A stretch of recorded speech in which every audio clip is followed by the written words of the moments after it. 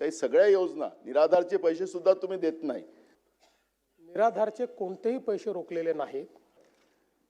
मी तुम्ही लाडक्या बहिणीचं कोणालाच विरोध नाही आहे. तुम्ही योजना चालवता त्याचाही काही विरोध नाही. फक्त लाडक्या बहिणीचं खापर तुम्ही या योजनेला आम्ही देऊ शकत नाही कारण की लाडक्या बहिणीला आम्ही पैसे दिलेले आहेत. तुमचे मंत्रीच सांगतात, काय आम्ही नाही म्हणत. त्यामुळे तसं फोडू नका त्यांच्यावर. काही सगळ्या योजना निराधारचे पैसे सुद्धा तुम्ही देत नाही आणि सांगतात की लाडक्या बहिणीमुळे देत नाही. त्यामुळे तसं खापर फोडू नका लाडक्या बहिणीवर. हे एवढंच आमचा आक्षेप आहे त्याच्यामध्ये. निराधारचे कोणतेही पैसे रोखलेले नाहीत. उलट आता व्यवस्था अशी केली आहे, पूर्वी निराधारचे पैसे कलेक्टरकडे तिथनं खाली, आता थेट खात्यात देतो.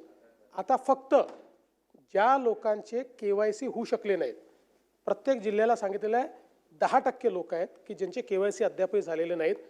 जिल्हाधिकाऱ्यांना त्याचे टार्गेट दिलेले आहेत.